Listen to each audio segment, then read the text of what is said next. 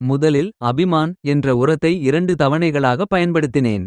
200 litre தண்ணீரில் 1 litre Abhiman கலந்து ஒரு வாழைக்கன்றுக்கு 1 லிட்டர் வீதம் கொடுத்தேன். இந்த தயாரிப்புகளை சரியான முறையில் பயன்படுத்தியதால் என் வாழைத் தோட்டத்தில் நல்ல வளர்ச்சி கிடைத்துள்ளது. 7 மாதங்களிலேயே பூக்கள் வந்துவிட்டன.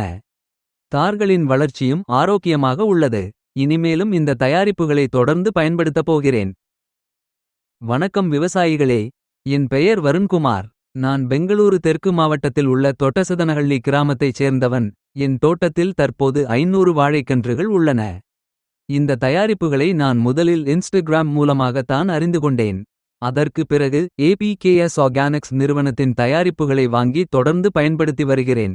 முதலில் அபிமான் என்ற உரத்தை 2 தவணைகளாக பயன்படுத்தினேன். 200 லிட்டர் தண்ணீரில் 1 லிட்டர் அபிமான் கலந்து ஒரு வாழைக்கன்றுக்கு 1 லிட்டர் வீதம் கொடுத்தேன். இதை நான் சொட்டுநீர் பாசன முறையில் பாய்ச்சினேன். முதல் தவணை நட்டு 3 மாதங்கள் கழித்து, இரண்டாவது தவணை 5 மாதங்கள் கழித்து கொடுத்தேன். இந்த அபிமான் பயன்படுத்திய பிறகு வாழைகள் மிகச் சிறப்பாக வளர்ச்சி அடைந்தன. நட்டு 7 மாதங்களிலேயே பூக்கள் வெளிவந்தன. அதற்கு பிறகு 7வது மாதத்தில் ஆபக்ஸ் பயன்படுத்தினேன். இது வாழைத்தார்களை பாதுகாக்க உதவுகிறது. தார்களில் நல்ல இடைவெளி, நல்ல எடை, மேலும் நோய் தாக்காமல் இருக்க இது உதவுகிறது. நான் அபிமான் மற்றும் ஆபக்ஸ் ஆகியவற்றை தலா 2 முறை பயன்படுத்தியுள்ளேன்.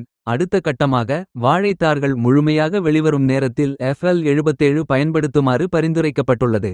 இந்த தயாரிப்பு தார்களில் உள்ள பாதிப்புகளை சரிசெய்து அவற்றை மீண்டும் பொலிவாகவும் ஆரோக்கியமாகவும் மாற்றும். மேலும் தார்களின் எடையையும் அதிகரிக்க உதவும். அடுத்த மாதம் முதல் இதை பயன்படுத்த தொடங்க உள்ளேன். இந்த தயாரிப்புகளை பயன்படுத்த 2 முறைகள் உள்ளன. முதல் முறை வென்ச்சுரி கருவி மூலம் சொட்டுநீர் பாசனத்தில் பாய்ச்சுவது. 200 லிட்டர் பேரலில் 1 லிட்டர் மருந்தை கலந்து பாய்ச்சலாம்.